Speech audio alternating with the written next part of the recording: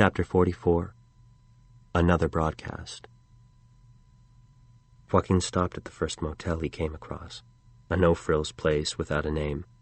The clientele appeared to be mainly seedy couples who slithered cautiously through the shadows from their cars to the rooms and back.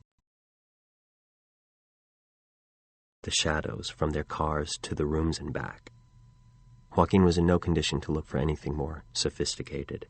He just needed sleep and refuge from all of the bizarre things that were happening to him. At first, he'd wanted to go home. There was no reason to stay in Houston.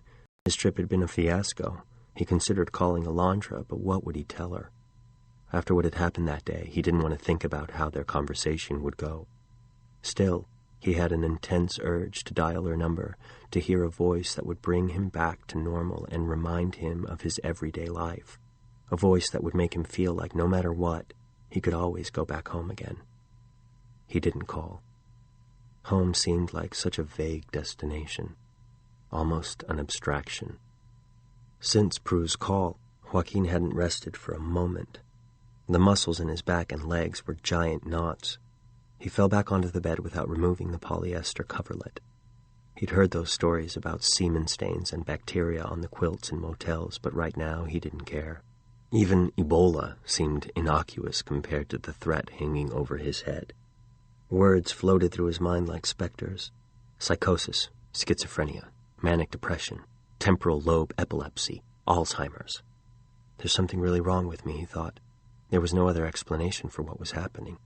A neurological short circuit, a faulty connection, or a progressive, degenerative brain disease? The notion terrified him, but the alternative was even worse. He considered the stories he'd listened to every day about grotesque accidents, sensational crimes, and inexplicable apparitions. Worse than those horrors, he thought, was the absence of stories, the disappearance of memories, a silence of the imagination. Was he headed there? Headed into that abyss? A crushing anxiety overcame him, a horrible sinking feeling, as if he and this lonely motel room were slipping into the asphyxiating depths of an abandoned mineshaft. The moment this thought popped into his head, a spasm like an electric shock ran from his back into his hands. He remained frozen, afraid that even the tiniest shift of his eyes would change his surroundings, and he would really find himself at the bottom of a mine shaft. The telephone rang, breaking Joaquin's paralysis. He raised his head and looked over at it. He hoped it was Alondra calling to find out when he was coming back, to ask him how everything was going, and to tell him that everything would be okay. But everything wasn't okay. It hadn't been okay for a long, long time. He tentatively reached for the phone, as if there were snakes ready to strike hidden in the mattress, and picked up the receiver, glancing at the caller ID in hopes that the small screen would offer him some assurance. Instead, the digital readout only made him uneasy. It just displayed a single name, Joaquin. I'm probably not the best person to be calling me right now, he said to himself. He considered letting the voicemail pick it up. Confronting a recording would be less intimidating than answering the phone and exposing himself to who knows what. For some reason, though, he did answer. Hello? Hello, Joaquin. On vacation, said the strange voice that had become familiar to him. There was no one Joaquin wanted to hear from less than this individual, the mysterious crank responsible for everything that was happening to him. Who are you? What do you want? Why not let me ask the questions? Who are you? Now. The same guy I've always been. The same guy who was hosting a radio show 2 decades ago? Joaquin remained silent. How did the caller know about the tapes? You know that's not what's going on here. Your world is falling apart. You're the one behind all this weird stuff. How'd you get my phone? Suddenly, a twisted theory clicked into place, and he blurted out, You killed the shaman! He shook his head, amazed this hadn't occurred to him before. It made perfect sense. That's a very serious charge, especially coming from the man who beat up the deceased just before he was murdered. Are you following me? Can you even be sure he's really dead? Just then there was a knock on the door. Joaquin jumped up, dropping the receiver. For a moment he was disoriented. The room seemed huge. What was wrong with his eyes? He couldn't see the door, the window, the television. He stood up, recovered the telephone, found the door, and shouted, "Who is it?" "Sir, you left your credit card at the front desk." Joaquin opened up his wallet, tensely looking through it for his card. It wasn't possible that he had forgotten it. He never lost things like credit cards or cell phones. He gripped the receiver tightly in his right hand as he let the cards and money slip through the fingers of his left. He scanned the floor, looking at all that plastic and green paper arrayed like a broken fan. It wasn't there. Frightened of what he would find, he opened the door to reveal a bellboy holding the card in his hand. When he looked up, he saw Jay Cortez, the shaman, staring him straight in the eye. The faded bellboy uniform barely fit him. The pants were too short, and the jacket was stretched tightly around his belly. The receiver hung loosely from his hand, but Joaquin could still hear the laughter booming on the other end. "You? What are you doing here?" Joaquin asked, trying to shake his head free of its confusion. "You ought to be more careful. It's dangerous to leave these things lying around," Cortez said, handing him the card. "What happened to your wounds?" "To Barry," Joaquin blurted out, even though he knew it was useless to expect answers. "Everything's fine. As for Barry, I'm afraid he's still wandering around. Poor lad." There was a gleam in his eye as he said it. "What's going on?" "What do you mean?" Cortez asked, cocking his head. The voice on the telephone chimed in. "Give the poor man a tip and stop bothering him with stupid questions." Joaquin took a long look at Jay Cortez, or Cuauhtemoc, or whoever this man who'd been dead a few days ago really was. The man smiled, holding his right hand palm up in what seemed like a mocking gesture. Joaquin picked a bill up off the floor and dropped it in the outstretched hand. His smile widening into a grin, the pseudo-shaman bellboy pastor left. "What was that all about?" Joaquin said into the receiver. "I wanted you to see the kind of quality service your motel offers. I'm hanging up now. And honesty. Let's not forget that. Honesty." "Goodbye." "You won't hang up. You're too curious about what's happening to you." "At this point, I don't know if I want to understand anything. You can keep my phone." "Thanks, I will. Considering all the stuff of mine you've kept, it's the least you can do." "What the fuck are you talking about?" "You know exactly what I'm talking about. Your career as an imposter." "What are you saying?" "I want you to ask yourself a question. Is this what you survived for?" "I don't understand." But Joaquin knew. Deep down, he had known from the start who was on the other end of the line. Now he no longer doubted it. He was talking to a dead man, someone he'd seen on a slab in the morgue. The voice was his, the cynicism, the black humor. But where was the generosity, the friendship? Only deep resentment remained. "You understand only too well. With you, someone's always got to die. Your parents, Gabriel, Cortez, whoever. Soon, it will be Alondra's turn, and after that, who knows? Anyone who gets too close.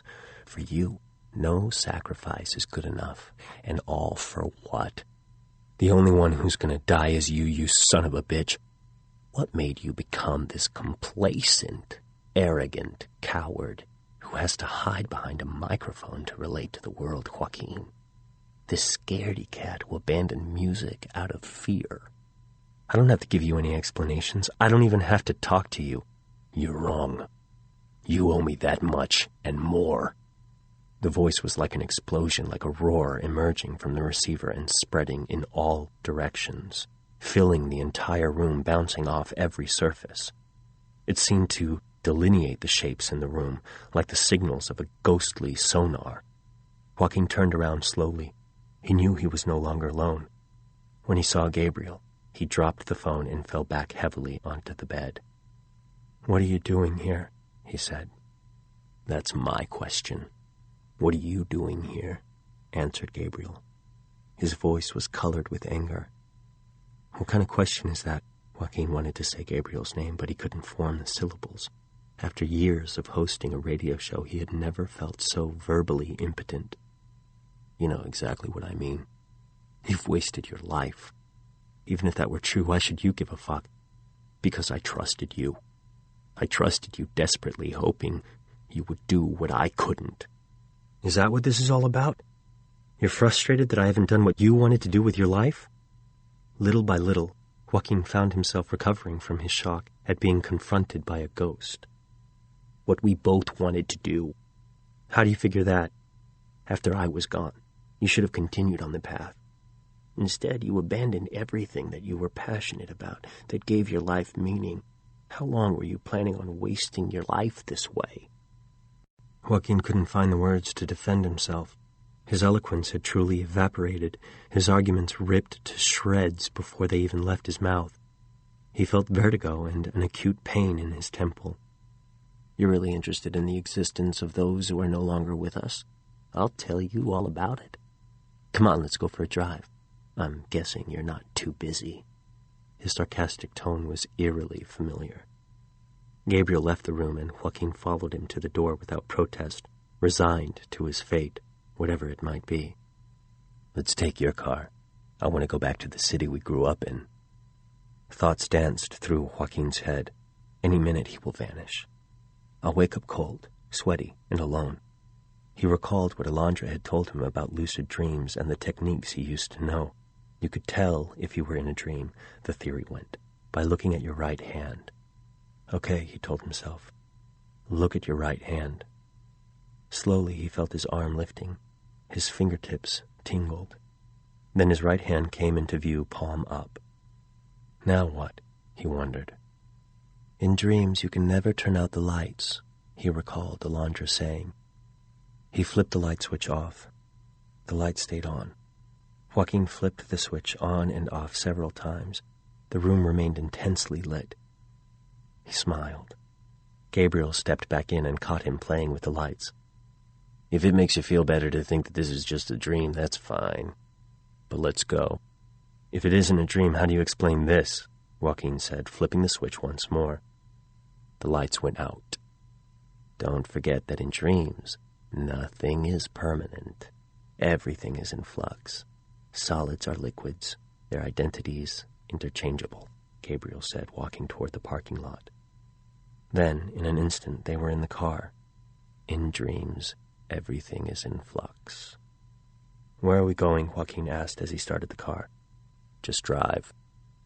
As they pulled out of the parking lot, Joaquin asked the question that had plagued him since Gabriel's reappearance. How'd you come back? You brought me back. I was on the other side of what some of us like to call the fourth wall. Isn't that a theatrical term? Yes. Imagine we're separated by a pane of glass. You're on one side. We're on the other. So you're always watching us through the glass? Not really. It's different on the other side. I spent a long time not even knowing what I was. I just felt a need to find something. A need to settle scores. On this side, we aren't aware of the boundaries that you feel. We feel you all the time, even when we don't know what that means. But only a few of us can interact with your side. Only the special ones. And I'm one of the special ones. I searched you out and found you the only way I knew how. Through sound. Through radio. Oh, and a little light show you may remember.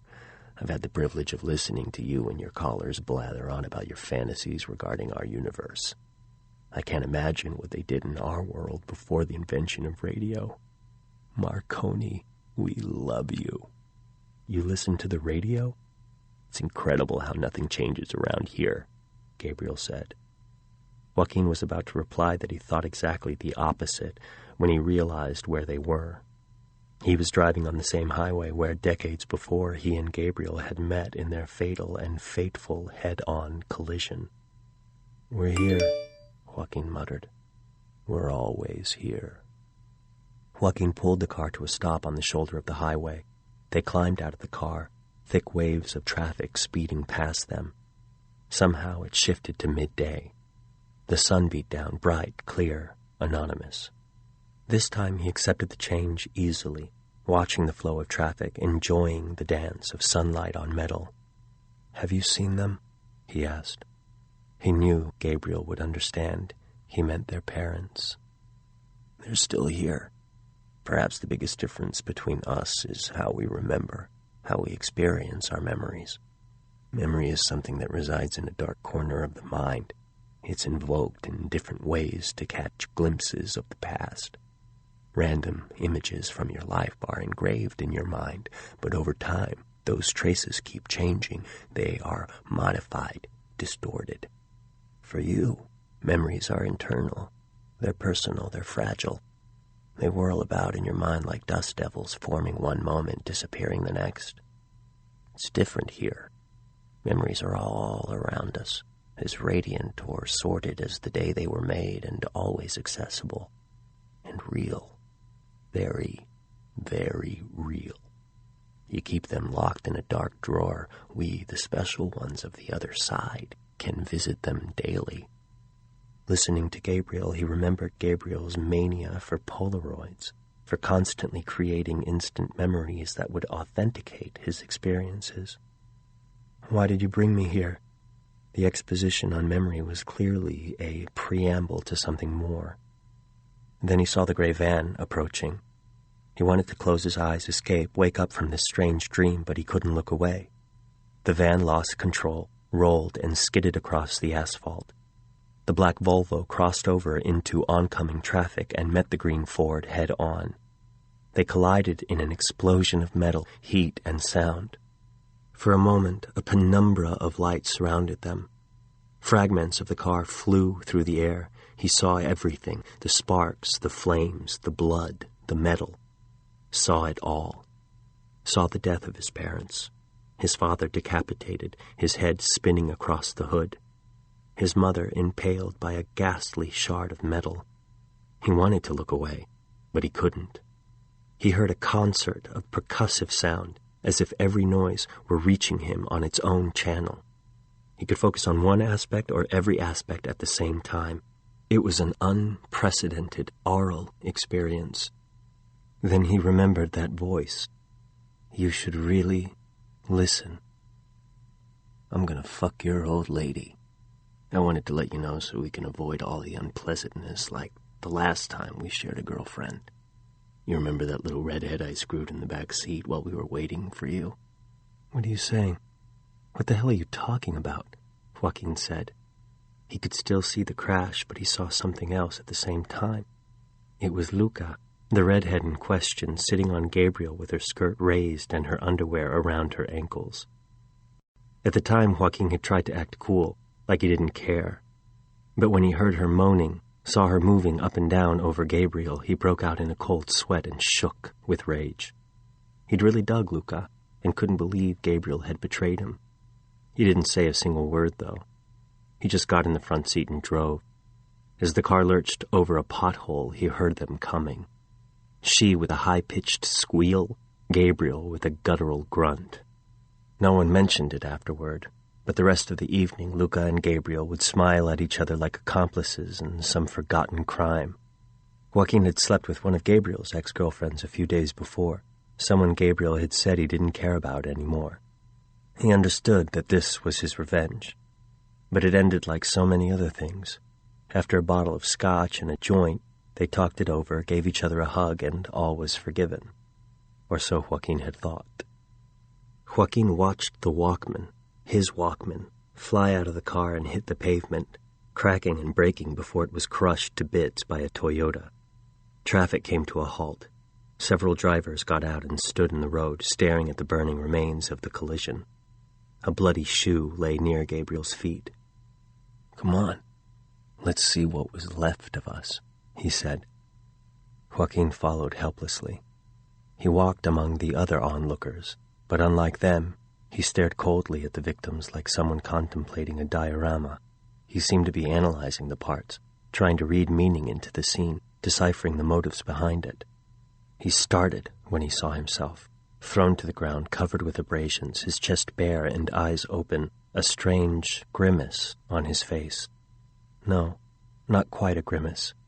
Something else. Almost a smile. He never imagined that he'd been found in that condition. It was no wonder people had preferred to avoid visiting him. His eyes looked dead, but his mouth looked happy. "They found us here, like that, because we were destined for something big, something important," said Gabriel. "Important for whom?" Joaquin finally choked out. He had to struggle to breathe. "Important for us. Important for everyone. Important for anyone who believes that music and art transcend a radio program about ghosts. Not important to me. You're lying. You aspired to something more than entertaining insomniacs and scaring little old ladies. I wasn't the only one who wanted to do something great with my life." Sirens blaring, the paramedics and police cars arrived. A woman in a colorful striped sweater ran by screaming, "Shit! Shit, my skin's burning! My skin's burning! Come quick, Roger, it burns!" A gray-haired man with a limp, probably Roger, followed her in silence. "I've always wanted to know what the fuck was wrong with that broad," said Gabriel. "Anyways," said Joaquin after a moment, "it's too late for you to do anything important." "Think so?" "I want to go back to my hotel. I can't stand being here another second." "Good luck. I should warn you that the geography here is a little weird. Capricious, if you will." "What's that you said about Alondra a while ago?" Joaquin said, remembering the crude comment. "That I'm gonna fuck her." "You're an asshole. I never thought being dead could do that to people." "You think I'm an asshole? You can't imagine how disappointed I am. I thought you'd become something really special. So why visit me now?" "It was that radio confession that made me realize there's no hope for you, that I'd become the justification for your descent into mediocrity." "I'm leaving." Gabriel was silent. He didn't seem to mind being left behind. Joaquin sensed that the conversation would continue. Joaquin had often dreamed of Gabriel's return. He wanted it, prayed for it even. Ghost, human, monster, it didn't matter. He wanted Gabriel back. He'd seen the return in his mind, played it out 100 different ways, but it had never been like this. He never expected Gabriel to be so furious with him.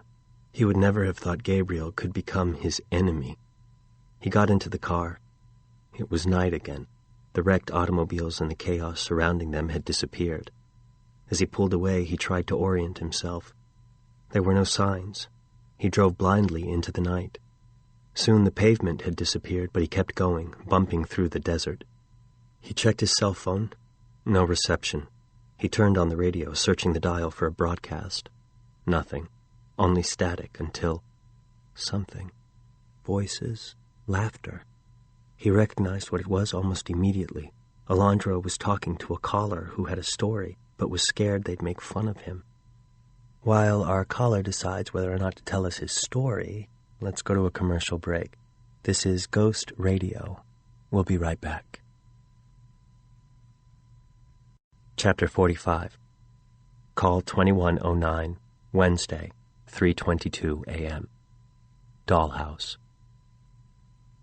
On the line is Lindsay, calling in from Dighton, Rhode Island. Go on. What brings you here this time of night? I just wanted to say that I really like your program. I tune in every night from start to finish. Thank you, Lindsay. Do you work the night shift? Maybe she's a vampire, like that guy who called a while ago and said he was going to come over here and suck our blood, Watt added. No, the problem is I haven't been able to sleep for some time now. Have you considered medication? Yes, and I'm in therapy. I can't take pills, though. When I do fall asleep, I have terrible nightmares. Because of some traumatic experience, I would imagine, Alondra said. Yes, but not sleeping for long periods of time is very dangerous. You'll wind up doing yourself more harm than you would by facing your nightmares. I know. Well, frankly, no one here is a doctor. Why don't you just tell us what's on your mind? Joaquin said. For the past 5 years, I worked as a babysitter, just until I graduate, but I had to quit. I really like kids. I worked for a family with 2-year-old twins, and absolutely adored them. When they turned 4, their parents enrolled them in preschool and didn't need me anymore. I started looking for a new job and found one ad from a woman who worked for a major advertising firm. She needed someone to help look after a 7-year-old girl. Let's call her Angie. She hired me without asking for any references and gave me a very generous salary. I was happy to accept. Angie was polite, but she seemed a little too quiet, almost painfully shy. After about a week, I started to worry. I suspected that her mother hadn't told me everything. Maybe Angie was suffering from some kind of condition or illness. I thought it could be mild autism or something like that because she avoided physical contact. She would remain motionless for hours, and she rarely talked. If I let her, she would spend the whole day playing silently with a fabulous dollhouse, the only toy that interested her. Her mom was gone practically all day long. I'd see her sometimes in the morning or when she came home at night, but most days Angie was alone when I got there and alone when I left. Her mother explained that this was why it was absolutely essential that I be punctual. Each week, my pay was set out for me in an envelope on the dining room table. Every day I picked Angie up at 8, took her to Catholic school, and came back at 3 to get her. I'd spend the rest of the day with her until I left at 7. It was practically the perfect job. I could prepare for my classes, spend the morning in the library, and do my internet research and homework while Angie was busy with her dollhouse. I tried to play with her a few times, but every time I came over, she would pull away, and if I tried to insist, she'd become alarmingly hostile. I understood her obsession with the dollhouse. It fascinated me as well. It was a spectacular Victorian mansion of considerable size, furnished with incredible detail. It looked like an antique, but I couldn't be sure because I'd never seen it close up. One of the walls swung open to expose the interior, and the whole house could also open into 2 parts, so Angie could play inside, withdrawn completely into her own tiny universe. One night in February, there was a snowstorm. I didn't feel one bit like going out into the snow, but it was almost time for me to leave. It occurred to me that I could wait until Angie's mother came back and ask her to give me a ride home. I'd never done it before, but under the circumstances it seemed reasonable. But as soon as 7 o'clock came around, Angie told me I had to go. I was surprised that she minded me staying. I explained that I'd only wait a little longer for her mother and showed her my shoes, which couldn't handle the blizzard coming down outside. She insisted, though, getting more and more upset. She'd run to the window and then back to me, repeating over and over again that it was letting up and I could go now. Her attitude freaked me out. I wanted to know what she was hiding and maybe have a talk with her mother. It wasn't normal for a girl her age to want to be alone on a night like that. After a while, the electricity went out. Angie had been beside me, but she disappeared into the darkness. Outside, the streets were deserted. There was no sign of her mother. I didn't want to just leave her there alone. I shouted out her name, but she didn't answer. After a few minutes, I was really worried, and I went to look for a flashlight or some candles. After feeling through every drawer in the house, I finally found a flashlight. As usual, Angie wasn't making any noise. I went to the room where the dollhouse was. I was sure she'd be there. I called out several times before going in, knowing how much it bothered her when I invaded her space. When she didn't answer, I went in. She was inside the dollhouse. I thought that she probably felt safe in there. I heard noises like little voices, and I called to her again. There was no answer. Finally, I opened up the hinged wall and saw her kneeling down, playing with what looked like dolls. A red glow shone from inside the house. She looked up at me with a vacant expression. Then I saw what she had in her hands.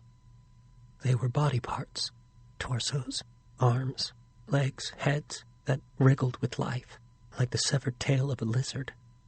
I moved closer to get a better look and saw that the heads had faces, their mouths open, screaming for help in tiny, desperate voices. In her small hands, Angie held a partly assembled human figure with a woman's midsection and a bearded male face. It tried to escape, kicking its legs and swinging its only arm. I was trembling. I couldn't believe what I was seeing, so I battled my disgust and moved closer. A boy's head moaned when it saw me. "What is that?" I asked her, terrified and dazed by the impossible scale of these things and their horrible realism. "They're my dolls. Wanna play?" she offered with a disagreeable grimace that seemed like an attempt at a smile. I shined the light directly on them, hoping it would reveal them to be ingenious electronic or mechanical toys, but I merely exposed the expressions of horror and pain on their faces, and the shimmer of saliva, tears, blood, and vomit pooling around them.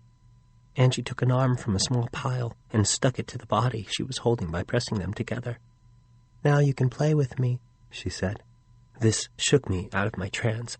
I jumped to my feet, imagining my own disassembled body writhing in that ghastly mound of body parts. She stood up, holding her doll, which was squirming in her hand and screaming with all its might. I ran to the door, afraid that it would be like a horror movie, that I wouldn't be able to open it. Thank God I could. I ran out into the snowstorm without a coat, and I struggled blindly through the snow until I got home. Ever since that day, I always hear the cries of Angie's dolls. Her mother never called me again. Chapter 46. The Backyard Desert. One thing's for sure in this country. The highways, even the most remote ones, don't just melt away into the desert, Joaquin thought, as the car bumped along the rutted scrubland. On the radio, Alondra was subtly teasing a woman who thought she saw her father's ghost appear every night. Joaquin couldn't pay attention. He needed to find the highway again, and he was totally disoriented. He should have just been able to retrace his route, but he suspected that things weren't going to work that way. This labyrinth wouldn't let him out. He made a U-turn and accelerated, craning his neck out of the driver's side window. The moment he looked ahead again, he had to slam on the brakes. Standing a few feet in front of the car was Barry, the shaman's assistant, a trembling figure dressed in rags. Joaquin stared from behind the glare of the headlights, unable to believe his eyes. He opened the car door and approached Barry slowly, not knowing whether to ask, "What are you doing here?" or "What happened to you?" After what seemed like an eternity, he found himself standing in front of the young man. He didn't know what he had asked, or even if he had said anything at all. "It's cold," said Barry dully. "You need to bundle up," Joaquin answered, even though he had no blankets to offer. "Where are we?" "I don't know. I'm lost too. Do you recognize me?" asked Joaquin, suddenly realizing that Barry hadn't seemed surprised at meeting him in this strange place. "I'm here because of you. Since you appeared in my life, everything has fallen apart," Barry said, finally raising his eyes from the ground. "I don't understand." "Why am I here? Let me go. I had nothing to do with this. I never recovered from that infection I picked up in Guerrero. You're an incubus from hell. Get into the car. In a few minutes we'll be in Starbucks drinking coffee. Let me go. If I'm dead, let me go." "Hop in," Joaquin said. "I'll take you home. Come on, it's cold out here." Barry looked at the car as if it had just materialized. "What makes you think we'll get anywhere in that thing? Look around you. Where are you going to go?" "Climb aboard. If this car got me here, it'll get us out again." "No, I can't go back. Look what I've got now." He unzipped his pants and let them fall to the ground. He wasn't wearing any underwear. He stood before Joaquin naked from the waist down. That, however, was less surprising than the fact that there was a face where his genitals should have been. Joaquin saw a large, aquiline nose with small, inexpressive, bestial eyes on either side. Below it, a lipless mouth opened and closed over and over again, like a fish struggling to breathe. Joaquin felt the bile rising in his throat. "What is that shit?" he gagged. Then he saw another face on Barry's knee, more repulsive than the first. Its tiny mouth drooled and moaned. "You tell me, what's happening to me? If the master were here, he would have protected me from you." "Barry, Cortez is alive. I just saw him. He was working as a bellboy at a motel. I have nothing to do with what's happening to you. Go to hell. Let me take you to a hospital." "What? You think they're going to prescribe an antibiotic and cure me of this?" He gestured at his extra faces. "I don't know. Will you just get in the car?" "Leave me alone. Please, just leave me alone." He turned and walked back into the darkened desert, pulling up his pants as he went. Joaquin shouted after him, but he didn't stop, and Joaquin watched helplessly as he disappeared into the blackness. Joaquin saw flashes of himself and Barry, a broken, fragmented man, a walking cadaver. "No," he told himself, "I'm not that. I won't become that." He got back into the car and drove. The landscape became more treacherous with each passing second. He had the nasty feeling that each bump and divot would be the vehicle's last. Finally, he saw the lights of the house in the distance. Rocks and huge cactuses made driving impossible. Without a second thought, he stopped the car and walked, almost ran toward it, hoping to find something or someone. An answer, some respite, even a battle. Hell, he thought, even something frightening and horrific would be better than being lost any longer, gradually transforming into what Barry had become. Joaquin looked down at his joints, searched his skin for unfamiliar markings, touching his penis now and again just to make sure it was still there. By the time he reached the house, he was out of breath. It turned out that it wasn't a house, but a country store. The only thing barring entry was a battered screen door. He pulled it open and called out, "Hello, is anyone there? Can I come in?" No answer. He repeated the question. Again, nothing. He entered cautiously and heard someone talking inside. He called out again as he stepped across the threshold. The floorboards squeaked, and there was a monotonous voice. Chanting? When he got closer, he saw an old radio sitting on the table. It was tuned to a religious station. The voice was an evangelist sermonizing about glory to God and the salvation only achievable by accepting our Lord Jesus Christ as your only Savior. "Do you accept him as your Savior?" he asked, his words tinged with a slight Asian accent. He recited prayers, threatened his listeners' souls with perdition, and then wrapped up the whole thing with an offer. "To be saved, call 1-900-SALVATN. To make a donation, call 1-900-GOD-GOLD. According to the announcement that followed, the pastor's name was Yoon Go Chung. Unfortunately for Pastor Chung, thought Joaquin, there's no one but me around, no loyal followers to hear his message of redemption. Nothing more appropriate in this desert than a redeemer preaching in solitude. He passed the radio and knocked at a closed door on the other side of the room. There was no answer. He twisted the doorknob. It turned. He crossed the threshold into the next room, then stopped short, flabbergasted. He was in the lobby of his motel. He quickly retreated back into the store, but now it wasn't a store. It was an office. He dashed toward the exit, went outside, and found himself in a parking lot with 2 huge garbage bins and a wall covered with graffiti. One of the tags read, "Kill, kill, kill the poor." His car rested in the exact spot where he'd left it. He went back to the lobby and walked up to the reception desk.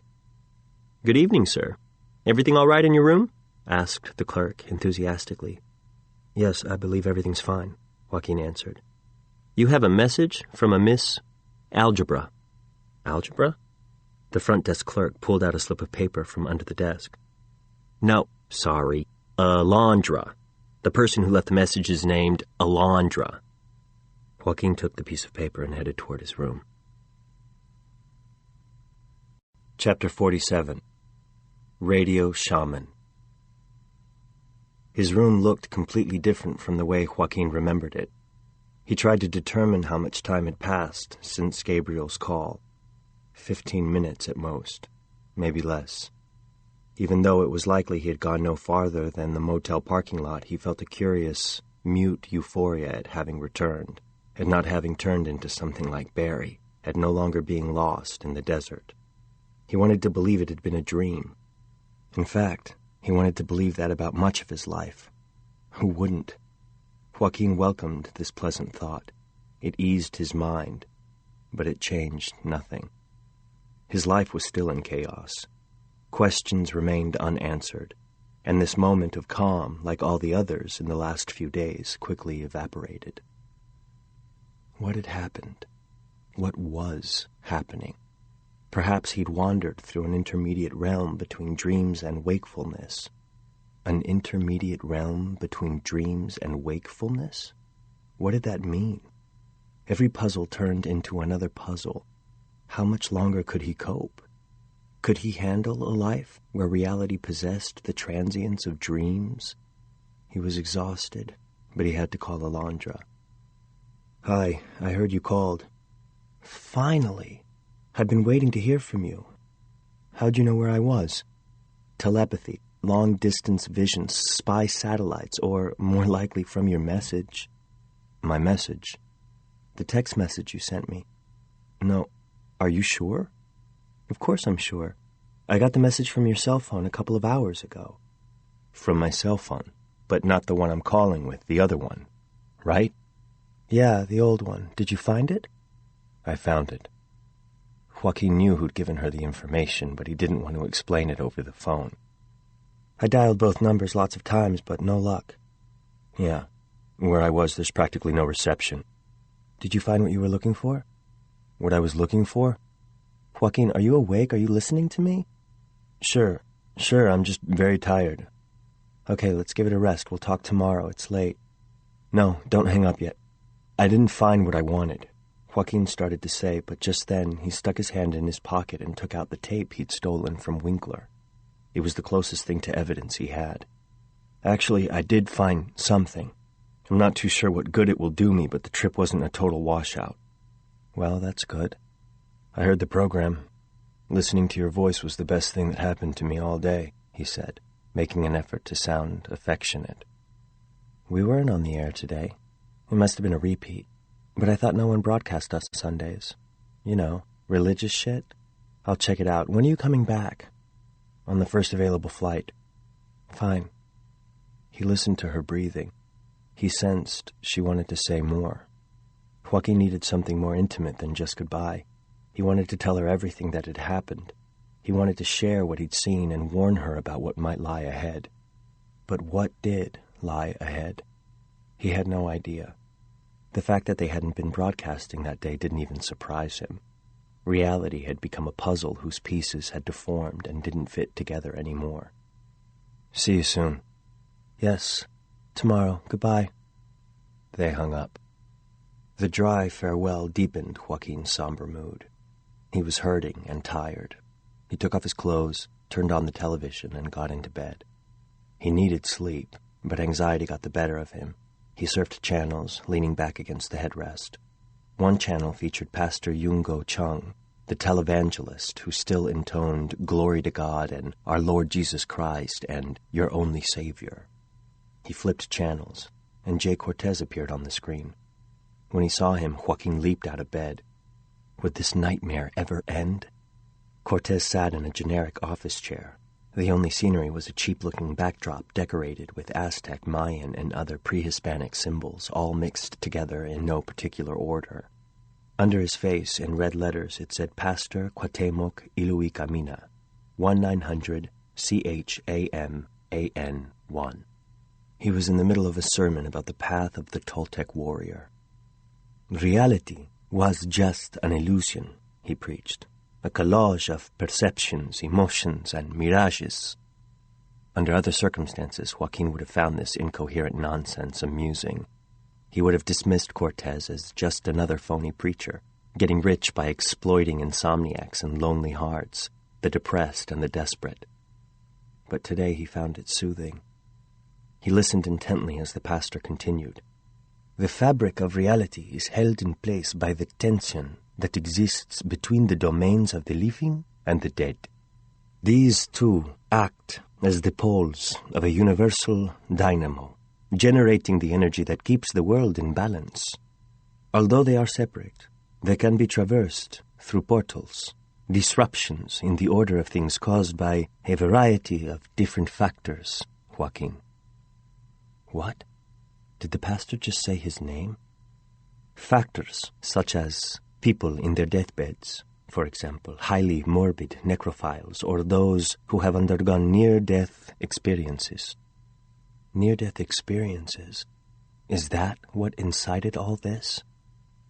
If there's one thing that the living and the dead do share, it's radio. The radio can be heard in the other dominion, just as it can in ours. They already explained that to me, Joaquin said sarcastically. The television was addressing him. Why shouldn't he talk back? What they didn't explain to you, the TV shaman said, is that under certain circumstances, radio stations themselves can also open up portals between the two dominions. Joaquin didn't need him to draw a map. He knew what had happened that night at the radio station, or at least he thought he did. The signs were scattered everywhere. Even if he didn't quite get the mechanics of it, he knew he'd crossed a threshold that night, crossed the thin veil into the other world.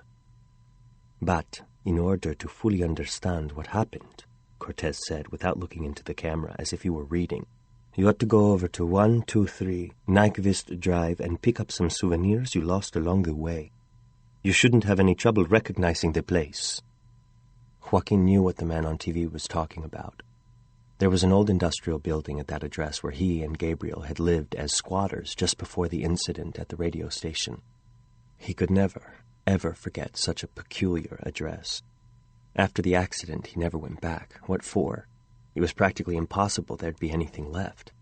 Even if the other squatters hadn't stolen everything, the building probably had legal tenants by now. And if you want to continue on the path of the Toltec warrior.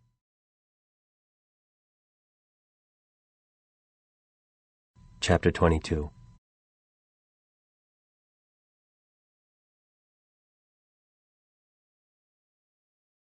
If you want to continue on the path of the Toltec warrior, call now and make a donation to the Temple of Christian and Toltec Redemption. Come on, Joaquin, don't be a cheap bastard, make the call. Joaquin stood up. It was late, but he had to go see what awaited him at 123 Nyquist Drive. He dressed quickly, gathered his belongings, and left the room. He needed sleep, but he would get no rest until he solved this puzzle. No rest at all. Old memories and unknown images bounced around in his head at dizzying speeds as he walked toward the parking lot. He drove like someone possessed, arriving at his destination without being aware of the trip. The 2-story, ochre brick building with black bars looked just as he remembered, unchanged in more than 20 years. He knocked on the door, not knowing what he'd say if someone answered. Was that even likely? At this time of night? Who'd take the risk? They might find a crazy man standing on their porch. Tonight, they would find a crazy man standing on their porch. Then he remembered how Gabriel picked the lock when they'd absent-mindedly left their key somewhere. He climbed down from the porch and surveyed the ground. He needed a piece of wire, thin but sturdy. He looked around. Nothing. He walked over to the sidewalk, the gutter. There he found it. A thin piece of copper wire, just the right thickness, just the right density. Had it been placed here just for him? Then he grabbed a rock and headed back to the door. He slid the wire into the keyhole and banged on it with a rock. He struggled a little, trying to twist the knob, but on the third try the door gave and swung open. Before he could step inside, a frying pan crashed against the door frame, missing his face by inches. A woman was screaming, and Joaquin saw a man charge the door, trying to slam it shut. Joaquin took the blow and pushed the door as hard as he could, throwing it wide open and sending the man, a short, stocky guy with blonde dreadlocks, rolling on the ground. The woman, still screaming, threw a kitchen knife at Joaquin, which hit him on the arm, fortunately with the handle end, not the blade. "Easy. I don't want to hurt you," Joaquin yelled. "Kill him, Dash! Kill him!" the woman screamed. Actually, Dash could barely get up off the floor. "Out of my house!" he yelled, not too convincingly. Joaquin picked the knife up off the floor, brandishing it. "Easy, I'm not going to do anything to you. I just want to ask you something." The woman threw everything within reach at him. He evaded the onslaught with varying degrees of success until finally he leaned down and pressed the point of the knife blade against Dash's neck. "Stop it or I'll cut Dash's fucking head off." The woman froze. Dash moaned something along the lines of, "No, please don't. I didn't come here to hurt anybody. I'm just looking for my stuff. I lived here a long time ago and I left everything behind." He looked around the living room, pointing out different items. "Those bookcases, that table, those paintings, the graffiti on the wall, they were all mine. All I want are some souvenirs, things that wouldn't have any value to you." What exactly was he looking for? He had no idea. When he saw that he had their full attention, he lowered the knife and helped Dash to his feet. "I'll be out of here soon. Please, just let me look for my stuff." "Yeah, it's him, Lizzie," Dash said to the woman. "I already recognized him," she answered. "What are you talking about?" asked Joaquin. Were they fans of Ghost Radio? "There's a box of photos and crap. We kept it in case someone came around looking for it. You're in most of the photos. I recognized you right away. Well, right after I realized you weren't a murdering psychopath. That's what I want." "Let me go get it," Lizzie said. "Sorry for barging in like this, but I really needed that stuff back. We thought you were from the city. They've come by a few times to try and evict us." The woman presented him with a shoebox crammed full of photos, papers, envelopes, and various other objects. It wouldn't be long before daybreak. Joaquin took out a fistful of old, fading Polaroids. Gabriel's memories, the testimonies to his experiences and adventures, were being inexorably erased. Among the dusty papers was an envelope that looked recent. He took it out of the box. It was addressed to him. He recognized Gabriel's handwriting. "That's the only thing that's new," Dash said. "Yeah, your friend bought it a few days ago." "What friend?" "That guy," he said, pointing out one of the photos that Gabriel had taken of himself. "What did he do?" "I found him sitting outside on the sidewalk. He told me the same thing as you, that he'd lived here and left a lot of stuff behind. I thought he'd want it all back, so I told him that when we got here the place was empty. But he started listing all the shit we'd inherited from you guys. Then he reassured me there was nothing to worry about, that I could keep it. But he asked me to give you this envelope, along with everything else in that box, whenever you showed up." Joaquin took Gabriel's latest appearance in stride. His capacity for surprise had vanished. Under the curious gaze of Dash and Lizzie, he emptied the contents of the envelope out onto the table. He smiled at the items arrayed before him. A blast from the past, photos, diagrams, and notes all relating to Gabriel's last day on Earth. He gazed for a time at the floor plan of the radio station, remembering the day Gabriel first showed it to him. His eyes wide and clear, speaking of becoming pirate radio legends. But then his smile faded. One item on the table didn't make sense. A photo. He picked it up slowly, his fingers trembling, and an eerie chill coursing through his body. "No," he told himself. "This is impossible. It just can't be." His hands were paralyzed. The photo slipped from his fingers and fell to the floor. Sweat beaded on his forehead and his knees buckled. He grasped a chair to keep from falling. In the photo, Joaquin and Gabriel stood arm in arm, smiling, and on Joaquin's right slouched a very serious-looking Alondra.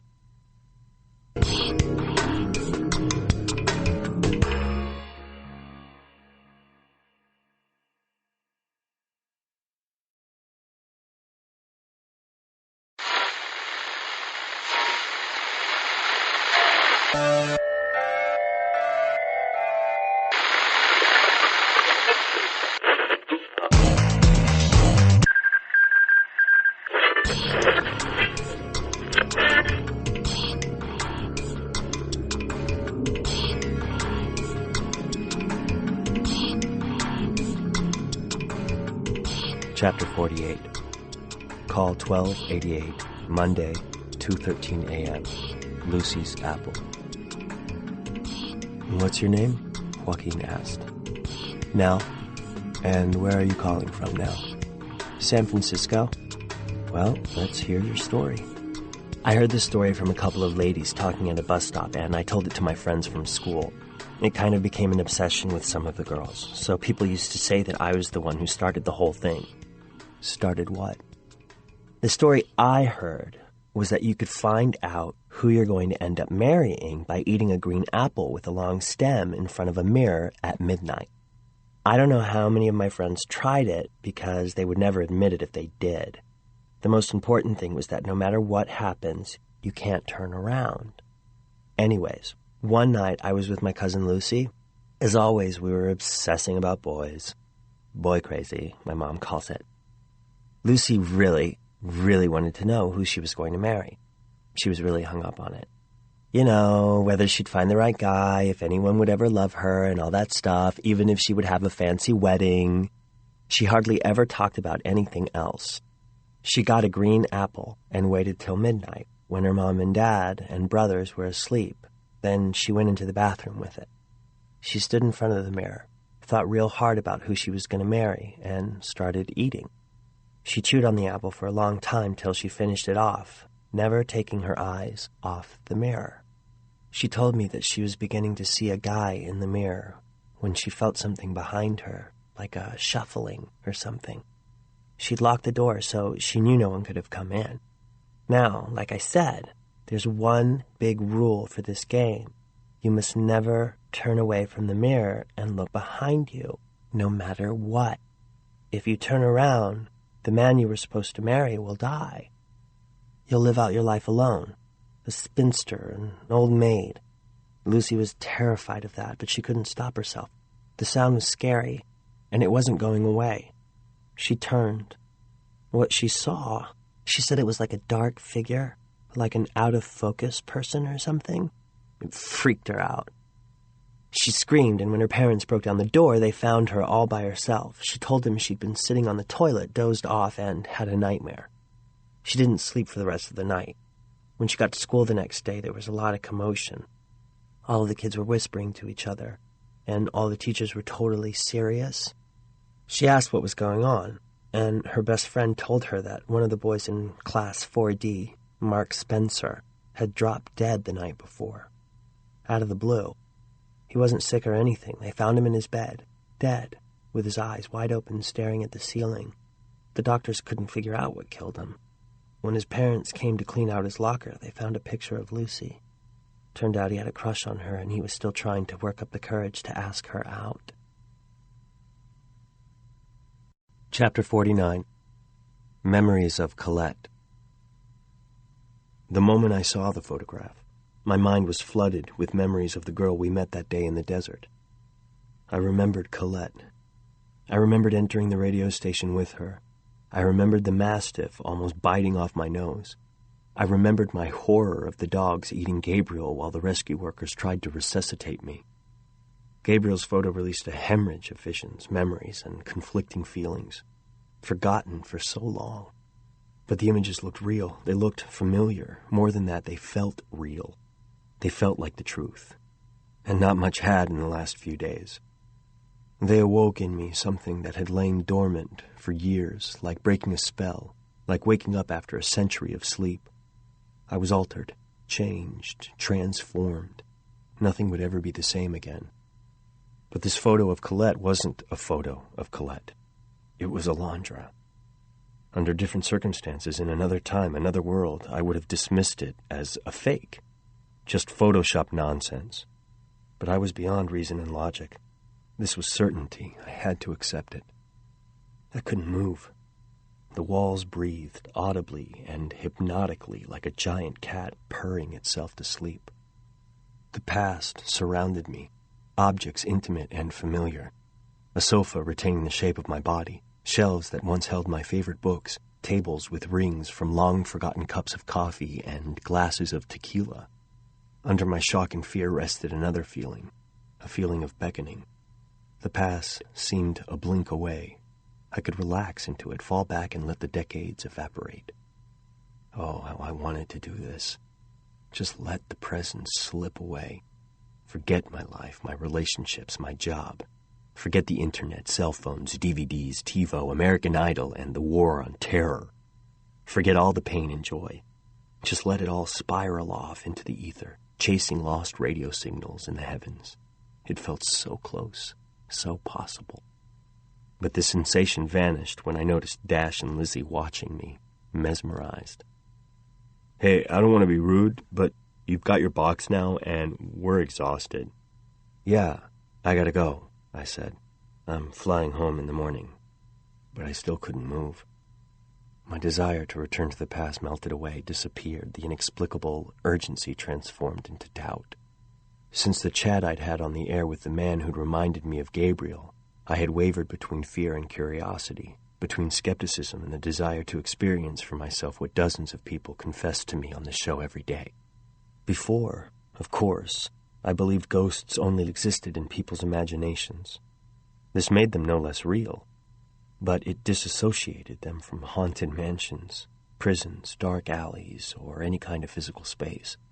I knew that Gabriel or his ghost, or whatever had appeared to me, had always existed in my head, a kind of superego always watching over my shoulder, judging my every decision, my every weakness. Talking to him was just another way of engaging in an internal dialogue, another way of thinking. All of that I could almost accept. Almost. But this Colette-Alondra photo was different. Could Alondra and Colette really be the same person? I remembered the first time I met Alondra at the party in Mexico City. I replayed in my mind the natural way she approached me, talked to me about that ridiculous zombie comic, how we went out to eat and took the first faltering steps towards love. I tried to determine if anything about that night offered a sign, if any of her words or gestures revealed the clue, allowing all of the pieces of the puzzle to fall into place. My tattoo. She'd been quite intrigued by my tattoo. I rolled up my sleeve and looked at it, hoping it might offer me a message. But it didn't. Maybe it couldn't. Gabriel's voice echoed in my ears, speaking of memories living in the darkest corners of the mind. For you, memories are internal. They're personal. They're fragile. He was right. They were fragile. Fragile as rice paper. Finally, I stumbled toward the door. All of this had left me punchy. When was the last time I ate, slept? You all right, man? Said Dash. Yeah, I just need some rest. When I stepped through the door, dawn was breaking. Driving to the airport, I imagined confronting Alondra. What would I say? Would I accuse her of lying to me all these years? Would I yell that she was part of a conspiracy against me? Would I force her by any means necessary to confess the details of this cruel deception? Or maybe it would be better to get the truth out of her gently, by tricking her somehow. Perhaps I could try talking to her sincerely, explain what I'd discovered, show her the proof, and try to figure out from her reaction whether she was part of this bizarre comedy of errors, or whether she was like me, a victim of something inexplicable. Then again, maybe the best option was to destroy the photograph and convince myself that everything I'd experienced had been a sort of delirium brought on by exhaustion and stress. I liked that alternative, but I couldn't shake the knowledge that the point of this entire trip had been to get me to discover this picture.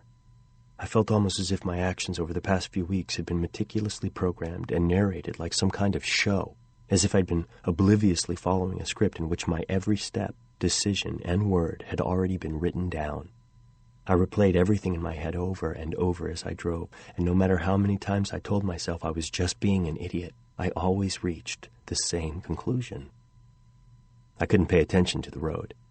I kept crossing the lane dividers, sometimes going too fast, sometimes too slow. My eyes kept going back to the box of photographs and souvenirs on the seat next to me. I really didn't want to look at the photo again, but I knew I had to. I had to be sure. I couldn't go on without confirming what I'd seen. Colette was clear in my mind, walking toward the station, sitting down at the console, eating tacos next to me, picking up the flower I'd drawn. But there was nothing consistent about my memories. The characters shifted, the locations differed, the words changed, never repeating the same way twice. My erratic driving didn't improve over the course of the trip. Other drivers swerved to avoid me or honked in anger. Finally, the airport appeared on the horizon like an oasis. As I approached, I passed the cafe I'd seen when I first arrived in Houston. It was just past dawn, but there was still a small crowd gathered around a radio, listening intently. No one moved. The whole thing was like a tableau. This time I slowed down and rolled down my window. I only needed to hear a few words. It was tuned to ghost radio. I rolled up my window as fast as I could, accelerating toward the airport and my flight home. Hordes of people crowded the terminal, mostly businessmen, dragging small suitcases while talking on cell phones or thumbing BlackBerries. I got a seat on the next flight. I had almost an hour to kill, but I really wanted to kill the voice that wouldn't stop chattering in my head. I bought a small suitcase to hold my box of recovered memories. I was tempted to deep six the whole thing, to throw it in the trash or just leave the package at the gate.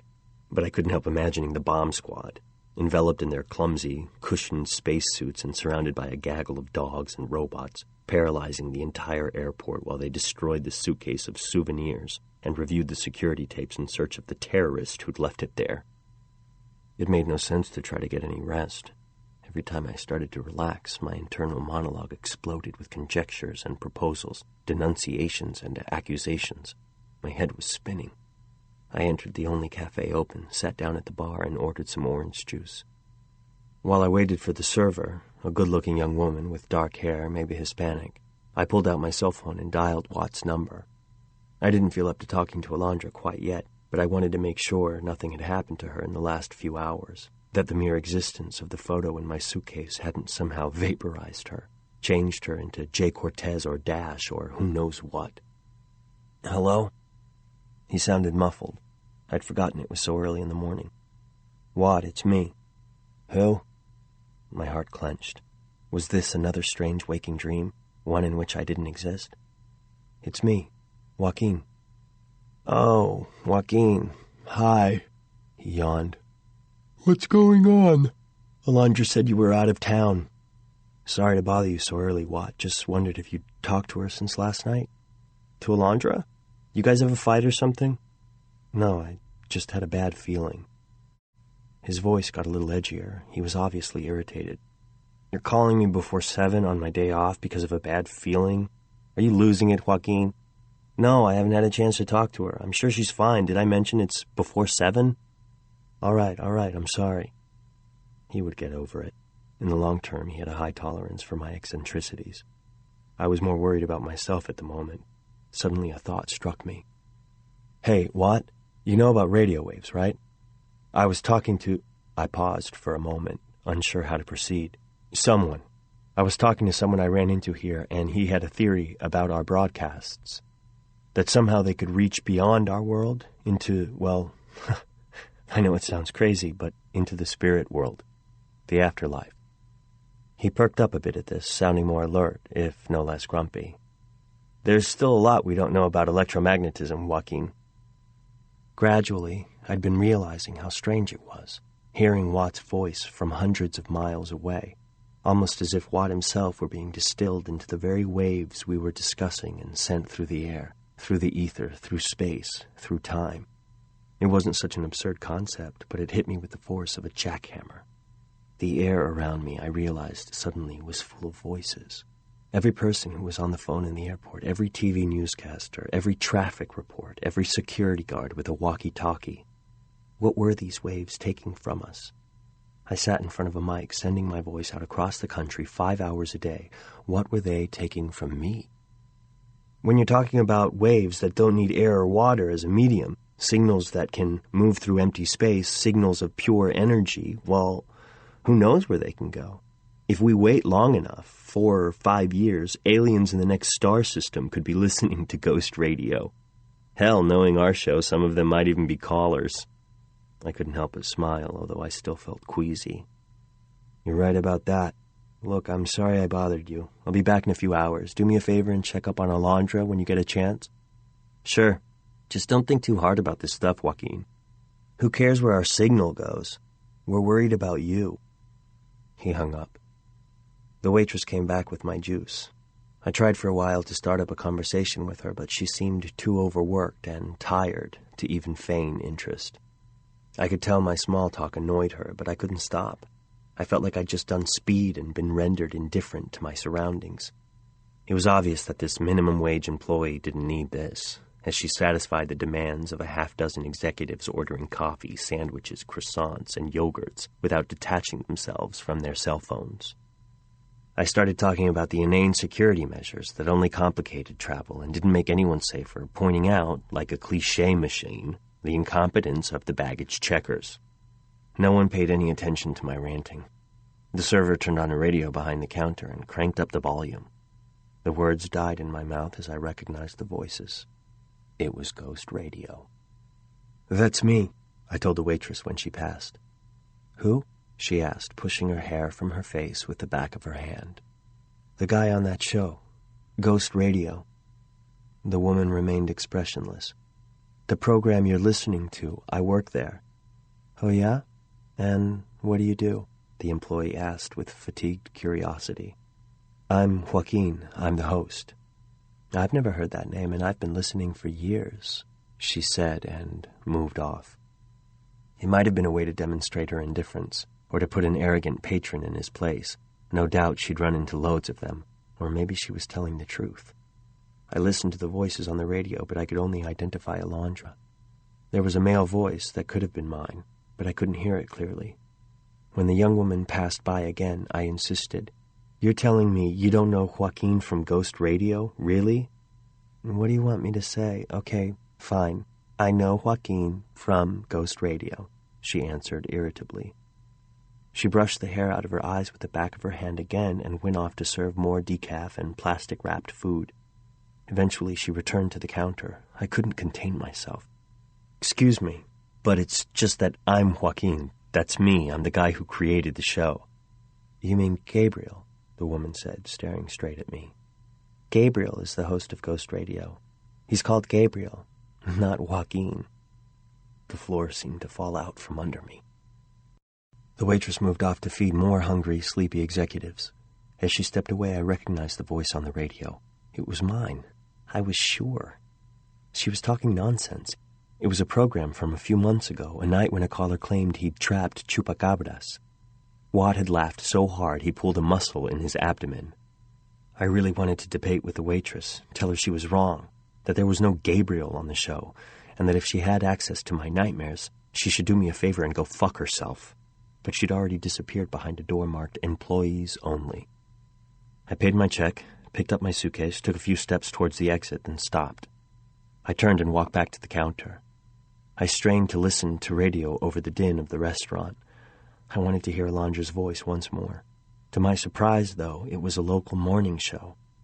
The host, Howard Stern style, suggested to a young porn actress that she'd be more comfortable naked. Guffaws greeted the comment.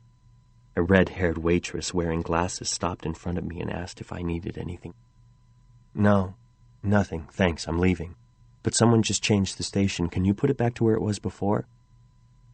No one's changed that station in years, she said. Look. She pointed at the radio's tuning dial, which was missing. But a second ago, it was playing Ghost Radio, I cried. The young lady who waited on me even said she knew the program real well. Ghost Radio? That's on at night, very late. Yes, I know, but the other waitress, the dark-haired one, told me. I went behind the counter and opened the employees-only door, revealing a tiny pantry. Miss? I called. A hand firmly grasped my shoulder and pulled me out. It was the redhead, furious. Sir, what are you looking for back there? No customers allowed. I'm going to call security. Sorry, I said quickly. I just wanted to ask your coworker something, the young lady who waited on me. There's no one in there, and I don't have any coworker. I'm the only one who could possibly have waited on you because I'm the only one here. Please get out of there. Can't you see I don't have time for this? She was a young woman with dark hair, I repeated dumbly. Just me, she said with an aggressive stare and pushed me toward the exit. The executives had stopped their telephone conversations, stopped biting into their donuts and bagels, dropped their briefcases and PDAs. They stared at me distastefully, as if I'd embarrassed the entire traveling community by demanding anything other than food from the waitress. I tried to ignore their looks and discreetly remove myself from their field of vision, but I felt their stares following me as I exited the restaurant. The boarding call for my flight came over the loudspeaker. I forced myself to ignore that the voice sounded like Gabriel. As I took my seat, I had a clear recollection of Colette jumping the station fence in her boots, concentrating on the console, drinking, eating, smiling, and brushing back her hair with the back of her hand. Chapter 50. A Security Hazard. Joaquin's return trip was not especially comfortable. The episode at the airport cafe had left him too keyed up to sleep. He wondered if he'd ever sleep again, if he'd ever think a rational thought again, if he'd ever... Oh God, the list was endless. Even the prospect of going home provided no comfort. What would happen when he got there? What day would it be? What week? What month? What year? The thoughts terrified him. As his flight prepared for takeoff, he felt his sanity slipping away. He fought to maintain it, fought to make sense of things. Maybe he could find a rational, even scientific explanation for all that had happened to him. But where? How? He gripped the armrests. He was losing the battle to make sense of this. He was in some kind of a time warp, a temporal crossroads where different stages of his life intersected. Future, past, and present, all within reach, all mixed together. Quantum physics suggested things like this, didn't it? No hypothesis seemed any more believable or even any more real than the next. He regretted not knowing more about the intellectual labyrinths and logical contradictions involved in time travel and parallel dimensions, but he thought nothing was going to make him feel better at this point. Never had he experienced such intense vertigo. As the plane taxied toward the runway, he felt like he was entering an operating room. steeling himself for a brutal surgery.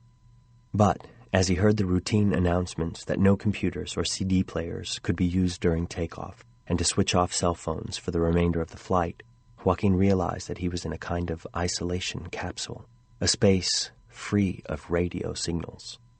If Gabriel could be believed, radio waves were audible beyond the world of the living, but they couldn't reach this airplane. Up in the sky, he was safe from ghost radio, safe from his counterpart, safe from the demons in his brain that were demolishing common sense. But he'd have to land eventually and confront the public and their calls, confront the visions and apparitions. Maybe he should resign from the program. Maybe that would rid him of ghosts, hypothetical time travel, and this endless state of waking somnambulism. Even more important, perhaps it would dispel the pall of confusion that now surrounded the only part of his life he wasn't willing to give up, Alondra. He repositioned himself in his seat and tried to go to sleep. He felt a hand on his shoulder. "Mind letting me through? That's my seat." Joaquin jumped, startled. He'd thought the airplane door had already closed. He pulled back his legs, rubbed his eyes, and let the stranger pass. But looking up, he realized it wasn't a stranger. It was Gabriel. What a coincidence. This great big plane, and here we are, seated right next to each other. He grinned from ear to ear, showing Joaquin his boarding pass as he eased into the window seat. "I didn't think you needed one of those to be able to fly," said Joaquin. "I didn't want to miss the chance for us to chat again. We have so much to talk about." "What do you want from me?" "Not much, my friend. You don't have a lot to offer anymore. Actually, I'm the one who's giving you things, like those souvenirs in your luggage." "Happy days, huh?" He smiled again. Menace gleamed in his eyes. "Let's not talk, okay? I need some sleep." He pulled a magazine from the pocket in front of his seat and casually flipped through the pages. "I just thought you might have some questions," he said offhandedly. I remained silent. "Like about Alondra?" "What about Alondra?" I asked, unable to remain silent. "I said Colette. You do seem to get those names confused, don't you?" "You said Alondra. I heard it clearly." "Want me to roll back time and show you what I said?" He shook the magazine and the photo of Colette fell out. He picked it up and considered it. How'd this get here?" I stared at him, my eyes narrowing with anger. "Do you want it back?" he said, offering it to me. I grabbed for it, but he snatched it away. Then he turned it over and looked at the back. "That's odd. I thought this was a photo of Alondra. Look what it says." I looked at the back of the photo. Written in black marker was the name Colette. "It says Colette," I said blandly. "No, it doesn't. Look at it again." I looked at the back again and watched as the letters rearranged themselves until they spelled a different word. The word Toltec. "What is that supposed to mean?" I said, handing the photo back to him. "Are you trying to tell me Colette is a Toltec?" "Colette? Who's that?" He showed me the back of the photograph again. Now it said Alondra. "Do you really want to live this way? Blind, always vulnerable to a past you can't even remember? A past still crouching in the shadows, ready to jump out and bite you on the ass?" "I can take anything you can dish out. Always could." "You can be taken. I'll give you that." Cute. But Joaquin refused to let it get to him. Then a thought seemed to cross his mind. A rich, juicy thought. And for the first time in hours, he smiled. "Okay, I have some questions for you." "Uh-huh," Gabriel said, his eyes returning to the magazine. "You said that on the other side you couldn't hear us. Couldn't hear anything, right?" Gabriel nodded without looking up. "How are we talking?" "It says here that Lindsay Lohan is open to nude scenes if it's integral to the plot. Surprising, huh?" "Did you hear me?" "Not surprising that she'd do a nude scene, but that she knows the word integral," Gabriel said, chuckling to himself. "I asked you a question." "I know. I heard you." "And?" "Haven't you figured it out yet?" Joaquin took a deep breath. "I should never have given it to you." "Given me what?" "Ghost radio." You didn't give me ghost radio. I created it. I created it without you. Created it? You don't even know what it is. It's a radio show. No, Joaquin, it's not a radio show. It never was. It's a machine. Chapter 51. A Ghost in the Machine. Joaquin woke suddenly. He looked around. Gabriel was gone. Joaquin's attention was diverted momentarily by one of the flight attendants passing in the aisle. "Is this seat occupied?" he said. "No, sir. Everyone is on board and the door is locked."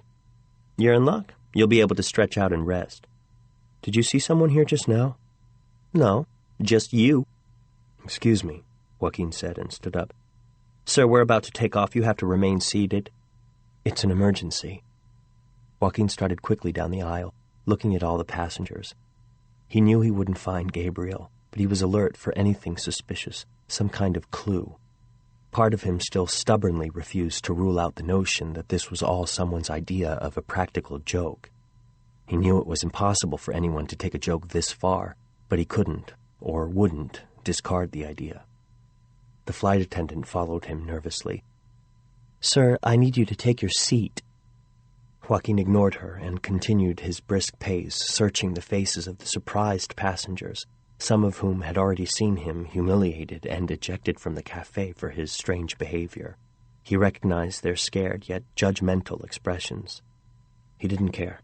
He reached the back of the plane and, one by one, opened the doors to all the bathrooms, hoping to reveal the imposter masquerading as Gabriel. A second flight attendant joined the chase. "Sir, if you won't sit down, we're going to have to postpone takeoff," she said with deliberate loudness so people would hear her and pressure him as well. "Sit down already, goddammit," one passenger said. "Get him off the plane, he's nuts," added an old man wearing a visor. Joaquin reached the kitchenette where two more flight attendants told him in unison to return to his seat. He took a quick look around, then went back up the aisle, coming face to face with his pursuers. I'm going, he said, pushing them out of his way. However, instead of returning to his seat, he kept walking toward the front of the plane, checking all the passengers. As he reached the first-class curtain, an arm shot around his neck and squeezed, cutting off his breathing. He felt the barrel of a gun pressing into his temple. "Don't move, you son of a bitch! U.S. Marshal!" the man howled in his ear. Sky Marshal. Just my luck, Joaquin thought. Another one of those things that only happens in movies. He heard shouting, then a swelling ocean of voices. He tried to break free, but the chokehold had him completely paralyzed. Every time he tried to breathe, the marshal's arm applied more pressure. He knew what this was. A sleeper hold. New York cops had abandoned it back in the 80s. Too many people died. He relaxed, hoping the marshal would loosen his hold. He didn't want to become another statistic. It didn't work. He still couldn't get enough air, his vision blurred. The voices of the flight attendants asking passengers to return to their seats echoed in his head. The passengers seemed reluctant, voicing concerns. Several times Joaquin distinctly heard the word bomb. The pilot's voice came over the intercom announcing that someone behaving suspiciously had been detained. "There's no cause for alarm," he said, "but we're going to have to go back to the gate." The passengers weren't calming down. Joaquin heard voices rising, demanding to be allowed off the plane. Several people turned to gape at him. He saw the distrust in their eyes. Did they mistake him for an Arab? It happened with Hispanics sometimes. "Please, let me go," he finally choked out. "I'm not a terrorist. I'm just looking for someone. Tell it to the FBI." Joaquin heard the door of the plane open. Several agents came down the aisle, handcuffed him, and escorted him off the plane to a small room with a table and 2 chairs. As soon as they sat him down, he tried to describe what had happened as calmly as possible. But even he realized his explanation sounded totally insane. "I was just looking for someone who I think might be blackmailing me. He was on board the plane, but I got distracted, and he disappeared." "Are you sure? What's this person's name? What is your relationship? What are his motives?" Every explanation sounded more ridiculous than the last, and his fatigue didn't help. It wasn't going to be easy to get out of this. It seemed to be a foregone conclusion that he'd spend the night in jail. He watched his captors search his suitcase. They examined Gabriel's photos and scrutinized the other souvenirs. "What is all this?" "My life. In pictures," Joaquin said, forcing a grin. The FBI agents weren't amused. The fact that this was his only luggage made him look even more suspicious. Joaquin explained that it had all been a mistake, that he was really embarrassed, and that he only wanted to go back home. He swore he wouldn't ever behave like that again. The officials listened like robots, repeating the same questions over and over again. "Do you have any ties with terrorist organizations? Do you have any intentions to commit criminal acts against U.S. citizens?" And so on. One of them got a phone call and left the room to talk in private. Joaquin and the other agent sat quietly until he returned. "Well, his story checks out. We're going to put him on the next flight. Please, just relax." Joaquin couldn't believe his ears. How could they forgive him for disturbing a flight that way? How could they ignore the fact that he'd behaved like a lunatic and forced a U.S. Marshal to reveal his identity? His actions had cost them thousands, tens of thousands, maybe even hundreds of thousands of dollars. But he wouldn't contradict the only friendly words he'd heard all day, or during his whole trip, in fact. So he thanked his interrogators as they removed the cuffs. "If this ever happens again, I'm afraid we're going to have to press charges." The agents escorted him to the gate. One of them offered him a Xanax to take the edge off. He accepted the pill, just in case, and put it in his shirt pocket. An option if things went pear-shaped again. Joaquin waited quietly in the departure lounge, the agents on either side of him. In a little over an hour, the flight began boarding. Finally, his head was filled only with silence. One of the agents gave him a cold goodbye and sent him onto the plane with a single, ominous warning. "If this happens again, I promise you I will personally fuck you up." "You'll never see me again," said Joaquin. He hoped it was true. He found his seat on the new plane. He'd heard lots of stories about people whose unusual behavior on flights had landed them in Kafkaesque situations, held as prisoners for months, years, simply because they'd had a panic attack or acted suspicious. He had behaved like an imbecile, and if they had wanted to, he felt sure they could have sent him all the way to Guantanamo. He plopped down with relief and buckled his belt, feeling surprisingly refreshed, as if he'd taken a shower after a good night's sleep. Then the telephone, mounted in the back of the seat in front of him, rang. The madness wasn't over. He pushed the button to dislodge it and held the receiver to his ear. "I'll just wish you bon voyage this time." It sounded like Gabriel. Joaquin hung up. He looked around. The airplane was identical to the one before. This was nothing unusual.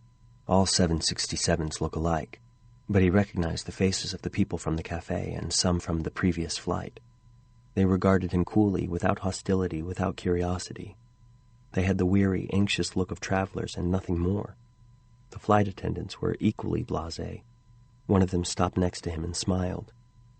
Risking even more trouble, he said, "I'd like to apologize." "For what, sir?" "For the way I behaved before." "I'm sorry, but I don't know what you're talking about." "My mistake. I thought you were someone else," he said quickly. The attendant walked off with a puzzled frown on her face and went to see to other passengers who had just boarded. It had been another dream. Joaquin laughed, remembering Gabriel's words. "You really don't understand dreams." He touched his shirt pocket. The Xanax was still there. He looked at it for a moment, then swallowed it without water. Chapter 52. When the plane landed, Joaquin was asleep. A flight attendant straightened her skirt, leaned over, and spoke to Joaquin. "Sir, we've landed." All the other passengers had deplaned. She tried again. "Sir, you have to wake up. We've landed." Nothing. Perhaps he was dead, she thought. It wouldn't be the first time. The idea worried her. She knew what that involved. Police, paramedics, the endless paperwork. She shook him. "Wake up! Sir, get up!" The other flight attendants joined her, concerned looks on their faces. "He's not responding? Should we call medical services?" one of her colleagues asked. "I had a bad feeling about this one from the moment he boarded," she remarked, and then yelled again, "Hey, wake up! Is he breathing?" One of them put her hand under his nose. Finally, Joaquin opened his eyes. The drug had had a wonderful effect. He felt rested and ready to face whatever lay ahead. He looked around, slightly dazed. 3 flight attendants were considering him with concern. It amused him. There was a wonderful absence of unexplained apparitions and demented hallucinations. His dreams didn't seem to be spreading into his waking life. A good thing. He fingered the back of the seat in front of him, then his own seat, then his improvised luggage. Its normalcy washed over him in waves of pleasure. He stretched out, grinning, even though he knew it was quite possible that his problems were far from over. Joaquin jumped up, grabbed his bag, and got off the plane as fast as he could. A voice in his head told him that he'd reached a turning point. His car was waiting in the parking lot. The familiar smell of the leather seats and the way his hands felt on the wheel were comfortingly familiar. He sped all the way home. Cars advanced down roads, drivers talked on their phones, kids fought in back seats. The sun was bright in the sky. It all made him giddy. So giddy that he almost missed his exit. He couldn't deny what he'd experienced during his trip. Every strange situation, every encounter, every blow and threat still weighed on him like millstones. If that wasn't reality, then nothing was. In retrospect, much of the past few days seemed to have come straight from a horror movie, a B-movie. Over the years, he'd seen dozens, hundreds, perhaps thousands of horror films, and it felt like he had the lead role in a fusion of all the different stories, a potpourri of scenes and cliches, as if his memory were playing a disjointed compilation of the film archives that he carried around in his head. The appearances and disappearances, the identity games, the leaps through time and space could all be tied to specific movie moments, not just horror movies, but all the films he'd seen. Joaquin had pondered the horror of a non-linear life, a life in limbo.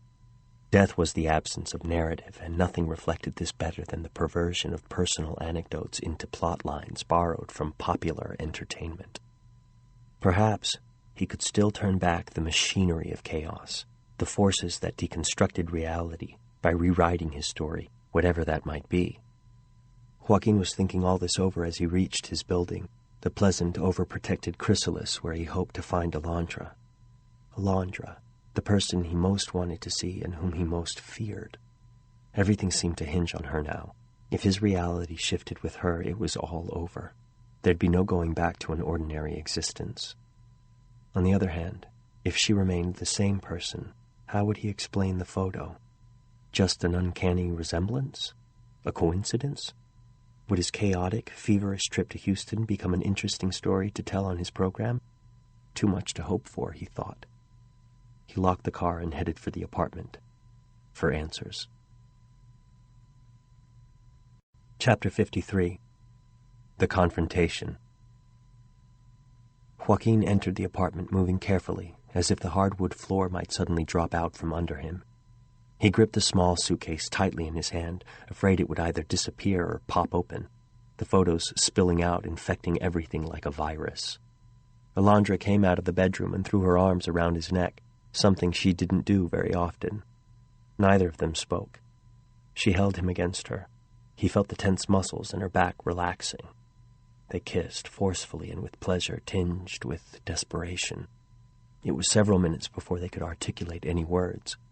They looked into each other's eyes, feeling each other carefully with their fingertips, as if each were something fragile that could fall apart at a single touch. It was as if Alondra knew what was happening to Joaquin. He didn't have to tell her what had happened or what he was thinking. It was as if she understood the depths of his doubts and fears. However, something about it frightened him. Was she really Colette? Was she a Toltec, pulling him away from the fantastic truth to the crude mechanisms of the everyday? Was she the linchpin, holding him to this reality? Joaquin knew he couldn't answer these questions. He wondered if he could confront her with them, demand that she answer him. But he was unsure. He had to describe everything as best he could, then ask her or beg her to give the mystery some meaning, to confirm his perceptions. Alondra's welcomes were always affectionate, but this was much more intense. Joaquin had the impression that something was askew. This woman who never lost her cool was on the verge of hysteria. He didn't know how to begin, and an emptiness in his chest kept him from exhaling. "Everything's going to be all right," Alondra said, breaking the prolonged silence. Her words weren't comforting. They were a declaration, a soldier's challenge. But, as her words hung in the air, the phrase became a question. "What happened?" she asked him. "So many things happened, things I don't understand. I kept feeling as though you wouldn't come back, that something broke, something we can't fix." These words took him by surprise. "Well, I am back. I'm not really sure about what's going on, or at least what's going on with me, but I know there must be some way to stop it, to set things in reverse. Explain it to me. I'm ready to listen. I feel like reality is collapsing around me. Like the past, present, and future are all tangled up in a kind of Mobius strip." He didn't even mention the most disturbing phenomena, like Gabriel's appearance or his strange trip through the desert, but being back home made him realize how ridiculous it would sound. "That doesn't make sense." "I know, but something is definitely going on with my perceptions, maybe with yours too." He opened up the suitcase and fingered the photo of Colette, then stopped. Fear crept over him. Could he really show her this photo? What would happen? At that moment, anything was possible. The implosion of the universe, Alondra's disappearance, a rift in the space-time continuum. "What do you have in there?" Alondra asked. "Old, unwanted memories, nothing important." "Let me see." "Later." "No, I want to see it now if we're searching for signs and clues." "I'd prefer to leave it alone for the moment." "Why? What's in there?" "Photos and souvenirs. But here's another interesting piece of the puzzle," he said, remembering the tape. He took it out of his pocket. "An audio tape?" "Yes, a recording of Ghost Radio, but dated 1983. "Okay. This has to be the broadcast I listened to with Gabriel when we were in the hospital, the one I told you influenced me to create our show." "I didn't know it had the same name. You copied it?" "I didn't remember that was the name. I'd forgotten what it was called." "And why is that tape from an old radio program so important now?" "Because we're on this program that was allegedly recorded 20 years ago." 20 years? Joaquin described his visit to Winkler's archives. "I lost my head, and with it the chance to take this any further. The guy was kind of creepy, no doubt about it, but he had no reason to con me, and he couldn't be so careless as to have randomly misclassified dozens of the exact recordings I was interested in." Alondra insisted that there were plenty of ways to explain it. This kind of thing happened all the time with archives. She gave him some examples of poorly classified documents, even in libraries with the best reputations in the world. Joaquin listened patiently. Then he told her about the news break. That set her reeling. She gripped the top of the chair and took a series of deep breaths. "Something strange is going on, but you know we have the tendency to get carried away by our imagination. We overanalyze to the point that we confuse and complicate things. Gabriel has appeared to me several times. I've seen and talked to him just like I'm talking to you now. It's like I keep tuning into his station on the spiritual airwaves. Unless I'm completely psychotic, I can't think of any other possible explanation. Dreams? That's what he says. But if they're dreams, well, they're a world beyond anything I've ever encountered." "What does he want?" "I don't know. He says I've wasted my life, that it isn't fair I survived and he didn't." Joaquin didn't want to go into any greater detail. It felt weird talking about it. "You mean Gabriel wants to hurt you somehow?" "I'm not sure. I don't know." "But you talked to him. It wasn't clear to you what he's looking for?" "No, although he did express some interest in you." "What are you saying? Is this a joke?" "No. I've fulfilled every goth girl's dream, a suitor from beyond the grave." "There's more," Joaquin said, now that Alondra seemed to be open to his tale. "I want you to see this photo." Joaquin took out the picture of himself standing next to Alondra Colette an hour or two before Gabriel had died. "Many years ago, on a pivotal night, I met this young woman who looks a lot like you." He hesitated and then showed it to her. She was smiling again now. Whatever had worried or scared her during Joaquin's absence was apparently starting to fade away. She took the photograph, but as she looked at it, her expression changed. Her face seemed to crumble and her eyes filled with tears. "The resemblance is astonishing, isn't it?" Alondra didn't answer. She remained frozen, as if she couldn't hear him. She seemed to be gasping for breath. Joaquin jumped up to his feet and reached for her. She was much paler than usual. Her pulse was weak, and her eyes rolled back. Joaquin said her name and gently shook her. The Polaroid fell from her hands. He fell to his knees in front of her and picked it up off the floor. It showed, with unusual clarity for such an old photo, Alondra Collette lying on the floor of the radio station with her eyes rolled back. She looked dead. But she wasn't dressed as a goth. She was dressed in ancient Mesoamerican garb, the clothes of a Toltec priestess. Joaquin laid Alondra down on the sofa and tried to think. It seemed as if her life was slipping away with each passing second. No wonder, if he'd confronted her with proof of her own death. He dialed 911 and then saw Gabriel standing beside the living room window. "Don't waste your time," he said. "The paramedics and doctors can't do anything for her now." "What did you do, you son of a bitch?" Joaquin yelled, slamming down the telephone. He approached the specter threateningly. "I didn't do anything. You still don't get it." "Leave her alone. Do whatever you want to me, but leave her alone." "It's not like that, Joaquin. You've got to understand. I don't have any power over Alondra or over you or over anyone. I can put together little shows, perform tricks that take advantage of your gullibility. I can show you interesting, tragic, morbid things, but I don't pull the strings around here. Now, when Alondra gets to my world, I can't make any guarantees." "What's happening to her? She collapsed when she saw the photo you gave me. You set me up." "You saw the photo I gave you. She saw something else." "What is the photo of, then?" "In certain cases, the observer affects the phenomenon merely by her presence." "What?" "You know. It's an observer effect, like Schrödinger's experiment with the cat. The cat isn't alive or dead until someone sees it. Or, to put it in terms you'll understand, a radio signal doesn't exist until someone hears it." "Alondra's dying and you're spouting physics bullshit?" "I've become very interested in science. It's fascinating." "What do I have to do? I'll do anything to save her." "I'm telling you, it doesn't work that way. This isn't a Wes Craven movie. I can't affect those who are on the other side." "You're lying. You blasted my way out of the hospital. If that isn't intervening in the world of the living, then what is?" Gabriel laughed. "It wasn't like that." "Who did it, then?" "That was in your hands, just as this is in your hands." Joaquin went back to Alondra. She felt cold. He looked for Gabriel, but he'd disappeared. He thought about Gabriel's parting words. "In my hands," he repeated to himself as he picked up Alondra and held her in his arms. He dialed Watt's number. "Watt, I need you here right now. Come to my apartment. It's Alondra. She's real bad. Hurry up. Use the key I left you." Joaquin hung up before Watt could ask for an explanation or even say anything. Time was precious. He couldn't waste a second. Once more he considered calling 911, but an internal voice told him there wasn't any point, that only he could save her.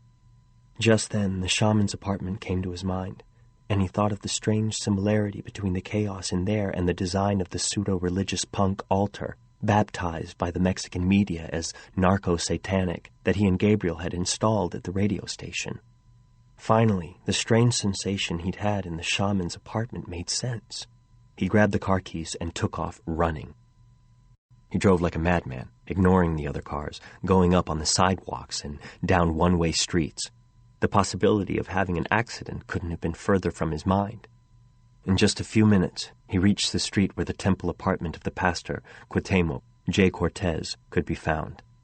He wasn't sure how he'd found it, but he knew, almost by magnetic attraction, that it was where he had to go. He parked hastily, jumped out of the car, and ran into the building. The stairs seemed endless. He knocked on the door, first hesitantly, then harder, desperately. No one came to open it, but he could hear voices inside. He tried the knob, and it was unlocked. The apartment was just as he remembered it, except there was no trace of Jay Cortez's body. The radio was on. It was a discussion, and someone was furiously screaming insults. Joaquin examined the apparent disorder.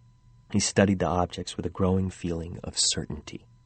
They were the same objects that Gabriel had used to build his altar, but he couldn't remember the arrangement. Ghost radio isn't a show. It never was. It's a machine. Gabriel's words echoed in his head, a machine that had triggered all that had happened in the last 18 years. But how could he build it?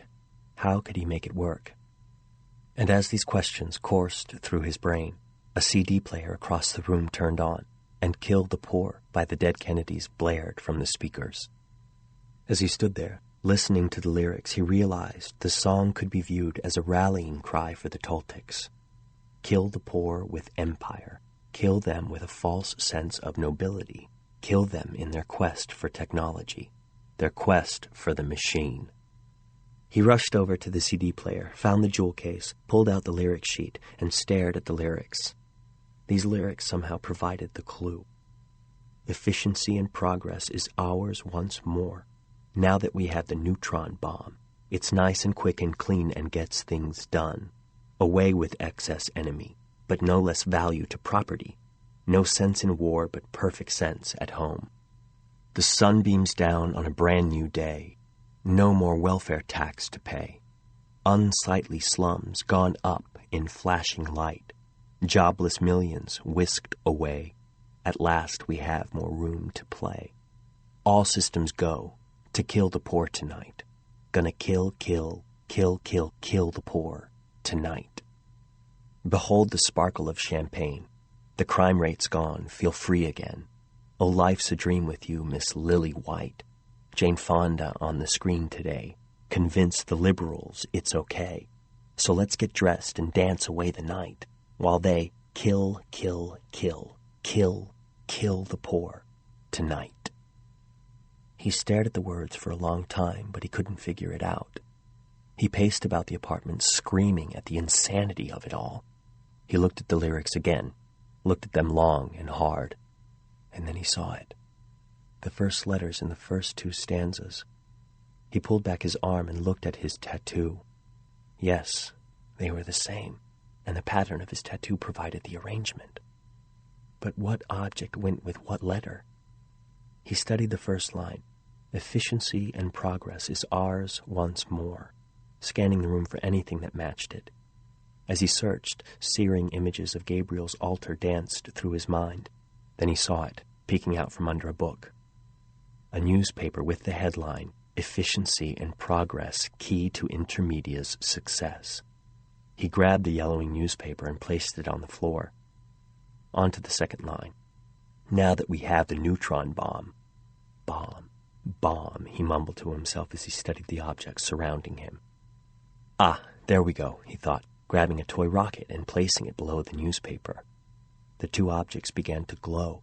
Tendrils of light stretched between them, stitching them together. He was on the right track.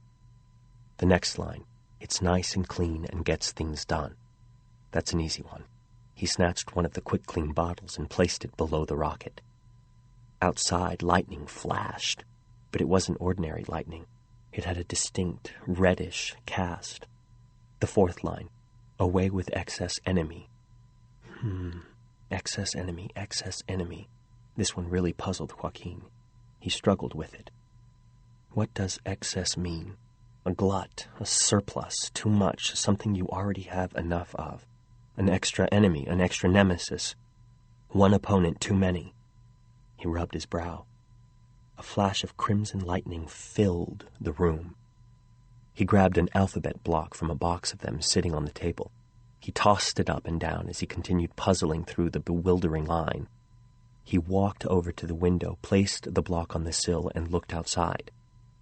Bathed in sporadic explosions of blood-red lightning was a world in flux.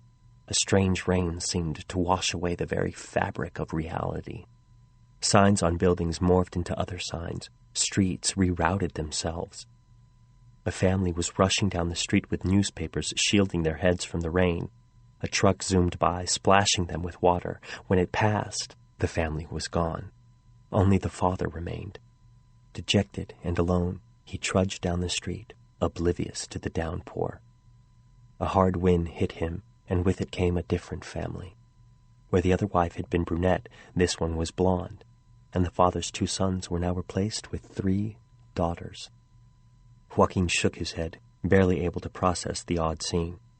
The last 24 hours had been rife with the bizarre, but these sights boosted it to a whole new level. He felt unhinged but exhilarated. He passed from the world he knew to a land of boundless and frightening possibilities. He considered the alphabet block that rested on the windowsill. Its brightly painted E looked up at him, like the eyes of a child. It calmed and centered him. Abruptly, the building, possibly the whole world, shook. Joaquin was thrown across the room. He slammed into the table, knocking the blocks to the floor. He barely kept his balance. One of the blocks caught his eye. It was an E. He glanced back at the windowsill, the other E still perched there. It gave him an idea. He dropped to his knees and found 2 other duplicated letters, an N and an M. The last line was a trick. It wasn't excess enemies. It was excess NMEs. He grabbed the blocks and placed them under the quick clean bottle. On to the next line, but no less value in property. Another easy one, he thought as he grabbed the brochure of a realty firm and placed it under the alphabet blocks. Now the final line of the first stanza. No sense in war, but perfect sense at home. Home, he whispered to himself as he grabbed a toy house and placed it below the brochure. The entire line of objects glowed with a beautiful sky blue light. The first stanza was complete. On to the second stanza. The sun beams down a bright new day. He scanned the objects and quickly saw the one he needed. A replica of an Aztec sunstone, that strange mixture of calendar and mythic tableau that honored the sun god Tonatiuh. He picked it up and placed it on the floor. The building shook again, and lightning flashed through the window, disappeared into the floor. Joaquin reeled, trying to understand what was happening. The floor beneath him was splitting apart. Vast shafts of crimson light shot up from the cracks. Slowly, the cracks expanded. Joaquin was forced to retreat to a corner of the room as the entire floor disappeared, replaced by a blinding light. He closed his eyes to blot out the glow, but it seeped through his eyelids, searing his retinas, searing his brain. He screamed in pain, and then the wall behind him gave way, and he fell and fell and fell. After several seconds, the light dissipated, and he cautiously opened his eyes. Beneath him there was a jungle, an ancient, verdant landscape stretching as far as the eye could see. And then, as it drew closer, he made out a city among the riot of vegetation. A city of pyramids and ziggurats and grand stone plazas. A Mesoamerican city. A Toltec city. He made out greater details as the city rushed up to greet him. He saw a vast crowd moving toward one of the central plazas, where a large object glowed with a pale blue light. As Joaquin came to within 100 feet of the ground, his descent slowed, and he touched down gently at the edge of the plaza. He pushed through the crowd, making his way toward the center and the blue light. Finally, he reached the center, and through the blue light he saw brightly costumed figures constructing a great machine. They fitted together gleaming metal objects while the crowd cheered. And then he noticed something odd. Although he could still make out the Toltec priests and their mechanical contraption, layered over this image was an image of him and Gabriel constructing their altar in that damp radio studio so many years ago. And even fainter was the arrangement of glowing objects on the floor in the room he had just left. Suddenly he was back in the room. He rapidly finished the construction.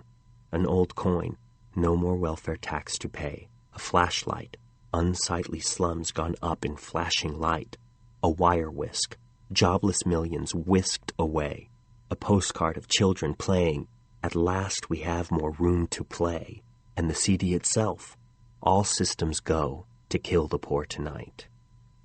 The entire room was enveloped in light, and he felt himself slipping away. Watt sat beside Alondra, who was rubbing her eyes and smiling like she'd just woken up. Joaquin walked over to them, but when he was within a few inches, he stopped, unable to go on. He couldn't touch Alondra. He couldn't hear them, and it was obvious they couldn't see him. They were separated by something that looked like a shop window or the glass walls in the snake house at the zoo. Joaquin stood still, taking it all in. Everything was completely normal except for one fact. He'd crossed over to the other side. Chapter 54. The Other Side. Confused and disoriented, Joaquin wandered into the complex labyrinth of ever-changing hallways and corridors that winds around and behind the world of the living. He looked for an exit, a gate out of this strangely familiar yet completely unknown world. He had the sensation that he was looking into a waterless aquarium, where those who have passed on can see what the world is doing, in which they can spy on moments, public and private, but silenced, muted. And just as Gabriel had told him, Joaquin became aware of a cacophony of radio signals. It was only necessary to move slightly in order to tune in to one broadcast and disconnect from another. Resigning himself to this strange semi-solitude, to inhabit this confined, transitional space forever was not easy. Joaquin, who had given up everything else, was at least left with the consolation that he'd always be able to hear Alondra's voice through the disembodied transmissions of ghost radio. Finally, after having captivated the radio audience and the recording studio for what seemed like an eternity, the voice on the phone fell silent. The host interrupted the dead air. "Gabriel, I gotta tell you, your story has put us all in a trance. Thank you. Unfortunately, that's all the time we have. So, my friends, we leave you with this tale still ringing in your ears about a radio host who becomes an energy vampire and who breaks the cycle of death by trading his being for a woman's life. To all you insomniacs out there, and to all of you who just woke up and are only now tuning in, we'd like to say thanks for listening. Join us again tomorrow from midnight until 5 a.m., and please stay tuned for the early morning news. Have a nice day." Chapter 55. After the Show. Alondra shut off her microphone and leaned back in her chair, shooting Watt a tired smile. Somewhere else in the building, the early news team had picked up the broadcast reins, beaming information to the busy CEOs, short-order cooks, and housewives whose lives ran on a normal schedule. It was an experience she and Watt shared every morning, but that made no difference. It was always a tremendous, unburdening joy, that of a Sherpa who finally lays down his load after scaling a cliff, a pack horse released to graze while the master pitches his tent for the night. Even on those nights when the stories left them with a lingering sense of dread, those last few minutes when they shut off the equipment gave them a palpable sense of relief. Hosting a program solo was tiring, that was for sure. Thank God Watt really knew his stuff. Alondra found herself wondering for the 1,000th time where he'd honed his skills. He had mixed the voices of dozens of callers a night, making them sound like they were sitting in the studio with her, and he was a master. "Quite a night, wouldn't you say?" she said. "One of our better ones, yeah. I would never have imagined that a DJ could be the subject of one of our tales."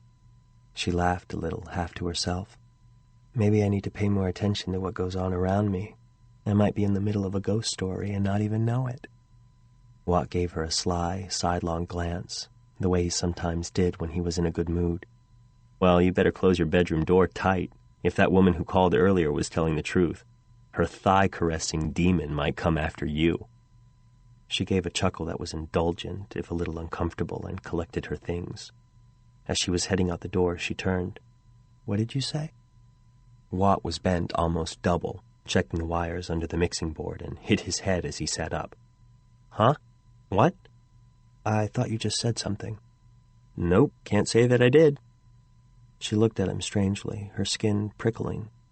What she thought she heard was a man's voice, intoning as if from far away the words, "In a dark corner of your mind, remember me." It didn't sound like Watt. She had the strangest sensation that she had forgotten something. It was on the tip of her tongue, if only she could find the words. Watt stared back at her. She could tell that he had sensed something too.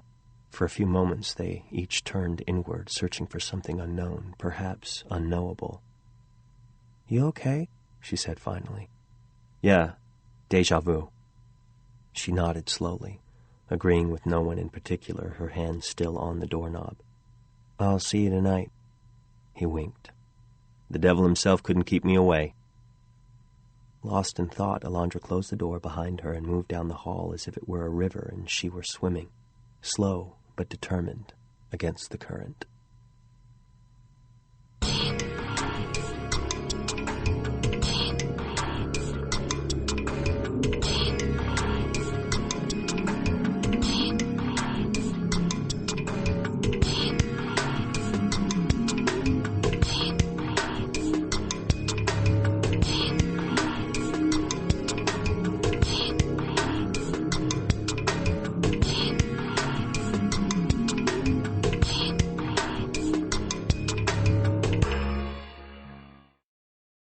This recording was produced and directed by Michael Conroy. It was recorded at Harper Studios by Richard Romaniello. It was edited by Dion Audio Services. Mixing and mastering were by Lance Neal.